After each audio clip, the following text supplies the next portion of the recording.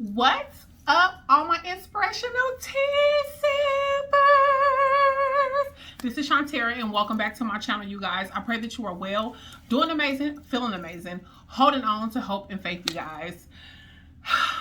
I just pray that you guys are really, really holding on and knowing that better things are ahead for us, you guys. And look, it can't rain forever. It cannot rain forever. And the ark was not built in a day. Or Rome was not built in a day. The ark wasn't built in a day either. You get my drift. Anyhow, I want to talk to you guys about some things that I've been thinking, or some things that's been on my mind, as if I do anything else on this channel. Because I like to be, my goal is to be authentic, and my goal is to be transparent, and my goal is to talk about things that are taboo, or to talk about things that people don't usually normally like to talk about in between the walls of their own home. So I don't know if this video is going to be called The Transition or If These Walls Could Talk. I think it's going to be called If These Walls Could Talk, because it's something that's going on inside of my home, and it has been going on for a while since I decided to leave my 13-year marriage, right? So for all of you who don't know, I have a 15-year-old who just had a baby. A 15-year-old who just had a baby. I have a 10-year-old, and I have a 4-year-old special needs son. I do have 2 other daughters that I consider my daughters from my marriage, that we don't talk as much as we used to, but I do consider those girls and the grandbabies my babies. But I'm talking about as far as in my home, you know, in the physical sense right now. But I do have 5 children, 2 adult children and 3 children that live here with me. I consider his girls my daughters. So I have a 15-year-old, a 10-year-old, and a 4-year-old special needs son, right? Every parent knows that each child individually, and I'm not trying to make this video so long, I just want to get out there what I'm saying. Each and every child is different. You have to love each and every child on an individual basis, but still love them all the same. And I will repeat, no, I don't care how anybody feels about what I'm about to say, because it doesn't matter. No parent should ever love and or treat one child above the other. You should never have a special child over another child. You should never adore this child more than you adore the others. And no child should ever feel as though you acknowledge and or adore or favor a child over them. Should never happen. Never as a parent. It should never happen as a parent. It happens too often. That's neither here nor there, but what I'm saying is we should never. There are a couple other things that I feel like we should never as parents as well. And, you know, whether people take it to heart or not, I just choose to not do certain things. And there are certain things that I do as a parent that other people feel like you shouldn't do. So to each his own. This is my opinion, and this is how I feel, and this is my channel, and I get to express and explain how I feel and tell y'all what I've been thinking. So I don't believe that I do. I believe that I love my kids all the same, but I do believe that each one of my children have to be loved, that's lipstick, have to be loved in a different way, have to be talked to and expressed to in a different way, have to be mentored in a different way, so they each have their own different needs. But I love all of my children. I had to put my phone on Do Not Disturb. So I want to get this message out, and I don't want it to take forever. But I love my children all the same. I do not treat one better than the other. I do love them straight across the board to where there is no favoritism, and I would pray and hope to God that one didn't feel, even though we do have something else going on major more with one than we do the other, I still love my babies all the same.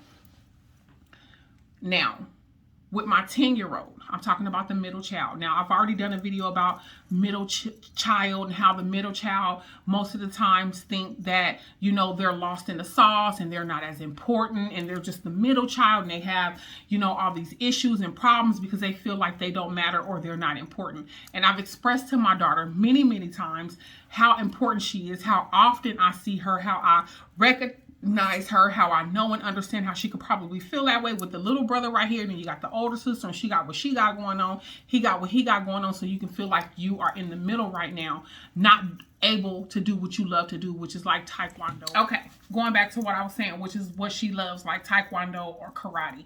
It's something that she's really into, but financially we're just not able to do it right now. But we will be able to get her back into that because she loves it so much. Now, I've already done a video about the middle child and middle child woes and things like that once I came to an understanding of how she will probably feel like less than or inadequate or just, you know, feeling like she's not seen.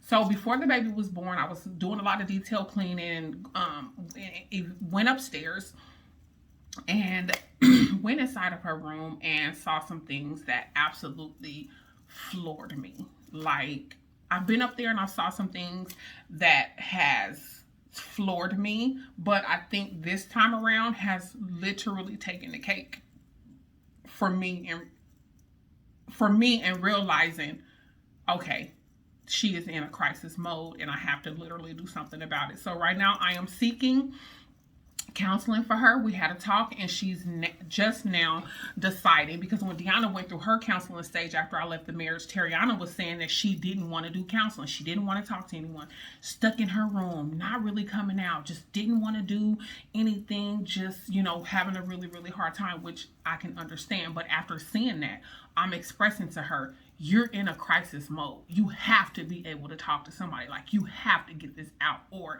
it's literally going to kill you. You know what I'm saying? Like, you have to be able to express how you're feeling. If you don't want to express it to me, which we already know, we have this relationship to where I know she loves me and she knows that I love her, but we butt heads a lot. She has a lot of personality and a lot of characteristics of her father when it comes to me. So it's hard for her to cling to me. She feels like I'm so loud, I'm so outgoing, I'm so bubbly. She thinks that I'm just so ghetto and I'm just so, and she's more like introverted. She's more like a quiet, soft-spirited person, and I'm totally opposite. So we kind of like bump heads in that aspect. And then she also feels like really she doesn't have to listen to me, and she gives two flying you know what about what I have to say as a parent or a mom. So we've always had that problem. Like, so after I went upstairs and just saw everything in her room, and it took me literally 3 hours just to get everything cleaned up and just for me to gather myself, and it was bad, on top of my daughter in labor,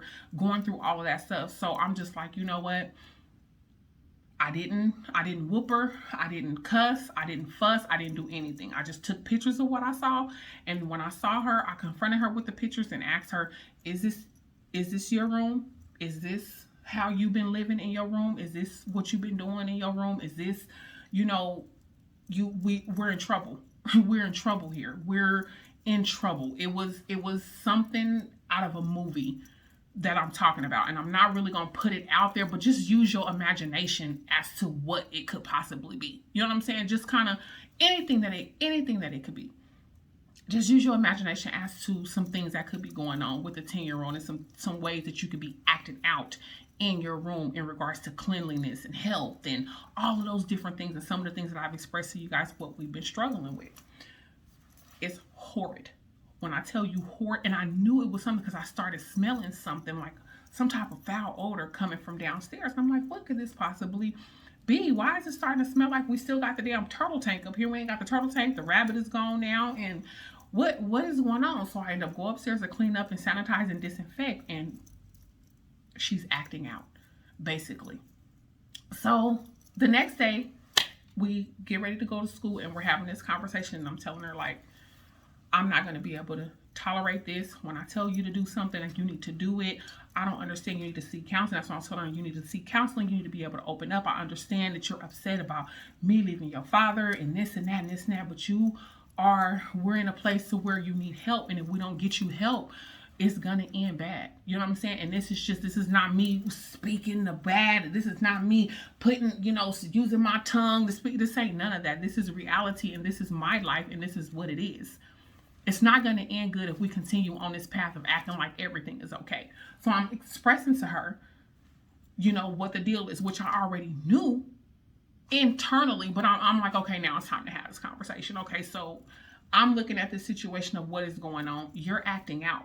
You know what I'm saying? You're acting out. You have been acting out. You know, the way that you treat me, the way that you talk to me, the way that you just dismiss me. You dismiss everything I say, the way you cut your eyes at me, the way I understand. You know what I'm saying? I understand. I get it. You're a daddy's girl. You want to be with your father. Your father chooses career and finances over physically being in the home and physically, having that emotional relationship with you. I get all that. I understand. I'm pissed off about it, so I'm pretty sure you flaming about it. So I asked her, do you want to be here? You know what I'm saying? So now we're having this conversation as to, okay, if you're acting out and if you are doing these things, you know what I'm saying? If you're so unhappy, what is it? Talk to me. You know what I'm saying? Do you want to live with me? Or would you like to live with your father? Like, what is it?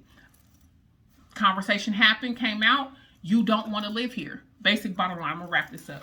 Basic bottom line is, if these walls could talk, they would tell you that my 10-year-old daughter does not want to live here with me. My daughter does not want to be here. She doesn't want to live in my home. And as much as it hurts, I believe it would do her much more harm for me to continue to keep her in this house somewhere that she does not want to be. It's going to harm her all the more.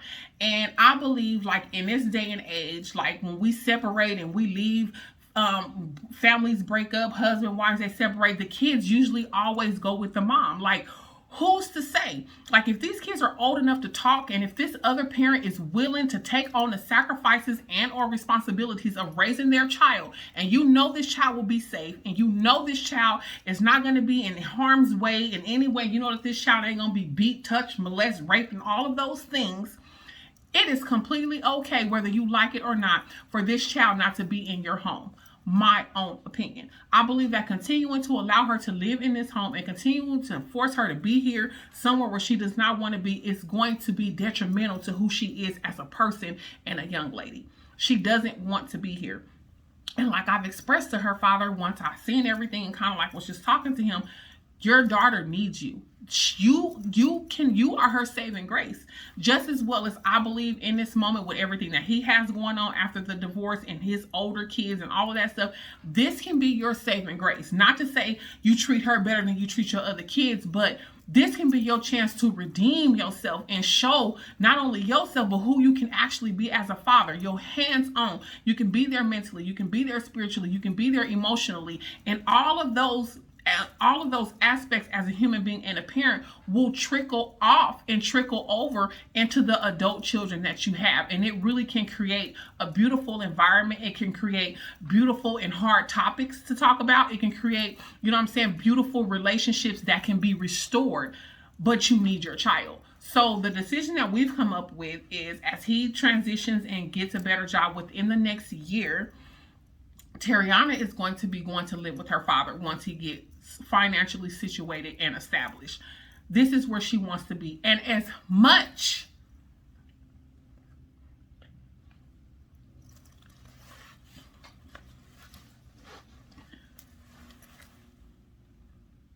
and as painful as it is, which is probably why she didn't want to express to me, which I already knew deep down in my heart, and I never really even talked about it. I knew she didn't want to be here. I could tell you don't want to be here. As much as it hurts, I am okay with her decision. I am willing to support my baby. I'm going to support my daughter because her not being here is going to benefit her in ways that I believe is going to help her in so many ways. Being with her dad that is what she desires. Now, if she gets over there with her dad and figures out after a year or 2 years that it's not working out and that's not where she wants to be and she'd rather be at home, guess who's here with open arms, willing and ready to receive? I'm not here to say, aha, I told you so. I'm not here to be the one to point the finger of who's the better parent and who's the not. I just solely want your best interest at heart. I want what's best for your spirit. I want what's best for your emotional well-being. I want what's best for you in your creative mind, your creative space, and who you are as Terriana, the middle child. Not even the middle child, who you are as Terriana. Who you are, who you want to be, who you want to become. That's where I stand behind. And I stand behind my baby 110%. I don't like it. I'm not okay with it. It's not exciting. I'm not in a hoorah, but I do believe that my daughter going to go stay with her father is her lifeline. It's her lifeline. It's her saving grace. I know this and I feel it. And I believe that it's going to do wonders for her father and their relationship that they have to build and grow upon. And so I just want my daughter to know that she is seen at all times, and that I, as her mother, even though I disagree with what she wants to do, I support her 100%. And I express to her, in this time while we're waiting for you to transition, to move out and to be with your father, we are going to build on our relationship. We are going to talk more. You're going to come out of your room more. Like, we're going to build up each other. We're going to talk. We're going to start talking about hard things and just start slow and build up our relationship while you transition to move. That's what I would like to do. That's what I would like to see. And so that's what I was telling her, and she, agreed to it or whatever. And so I just want my baby to know that she is loved, she's loved. She's adored. She's so beautiful. She's so crafty. She has the most beautiful, brightest smile and round face, which is why I call her Pooh, because her body size, she reminds me of Winnie the Pooh, like just this round, chunky, just fluffy, beautiful little girl. And I can see beyond her hurt and her pain. I can see beyond her cutting her eye at me. I can see her beyond, treating me like crap. Like, I can see beyond all of that, and I can see a hurt and broken and damaged and bruised little girl based on this life that we tried to create and miserably failed at in regards to this marriage.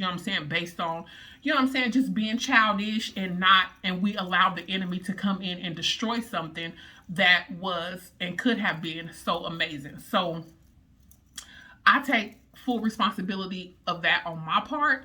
And I just stand with my daughter, and I love my baby no matter what. I'm going to be there for her. But I have a lot going on. I have a lot of different moving parts, and I'm just doing the best that I can, which is why I believe I need the season of rest to be able to effectively transition with her and effectively move and do all these things and not jump the gun and be on emotions and be so, no, you ain't going to go stay with your daddy. No, who said that the kids always have to go with the mama? Because if the father is willing and ready, you can go that way.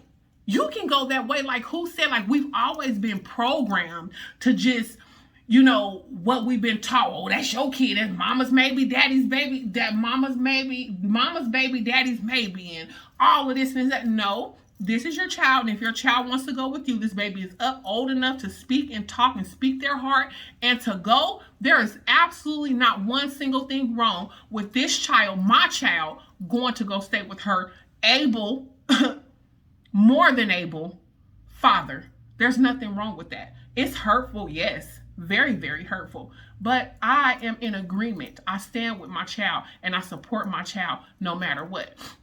And so with that being said, I just hope to God that she knows that I love her and that she is seen no matter what. And that, it's been hard for me to pull teeth and to get her to open up with me, because I feel the stabs. I feel, the rejection. I feel, the pain that she's, projecting onto me. And it's very, very hurtful, because I'm in here doing the damn best that I can, raising these kids in an emotional disaster that has been created based on the choices that I have made. And I can admit that.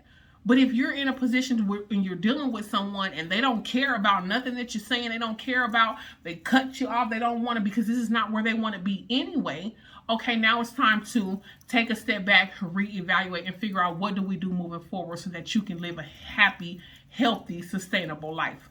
So if these walls could talk, that's what they would say. They would say that my 10-year-old daughter does not want to live with me, and she would love to be with her father and live with her father. And so that's what we're transitioning and getting ready to do as far as like the next coming year, and working together and figuring out these moving parts. So I just believe that, we've always been programmed to just do things a certain type of way. And then when things come up and it's not happening the way that we've been programmed, now we're all out of whack and we don't know what the hell to do. Like, nobody said that just because mama and daddy broke up, all the kids have to go to mama. Why? All the kids have to go to daddy. For what? No, let these kids decide on where they want to be and where they feel like they will flourish more. And if it doesn't work out, hands, arms, door open wide for you to come back and be at home. I don't have a problem with that. So that's where I believe my baby is. And she's acting out because this is not where she wants to be, which is why her room looked the way it looked and it was in a situation that it was in, because this is you acting out. You don't want to be here. You don't want to be here, and you're showing it. You're not only showing it in the, with me, just as far as how like you interact with me, you're not like a horrible child, but you don't want to hear nothing that I have to say. You don't care for me so much. You don't, you know what I mean? Because you're so upset and mad and full of rage because this is not where you want to be. And I would hate to continue to keep you somewhere where you don't want to be. You know what I'm saying? Like who would do that? I would never, as a mother, no matter how bad it hurts. So that's where I'm at. I love my baby. I love my babies, all of my babies equally. I love my poo. No matter what, we still have like this tug of war type relationship, and she knows that I love her from here to the ends of the earth. And I will do anything for my kids, and I give them my all, literally. So that is where we're at, you guys. I hope that maybe some of you guys can relate or just get a new perspective on your situation. If you are going through something like this, just know that no, it's not the right path that we were supposed to be taking, but it is a path for us and our family, and this is what we're going to be approaching, and this is what I believe will catapult her into the right direction as far as healing, being healthy, and being happy. So until the next time, inspire, be inspired. I love you guys. God bless you. Good day.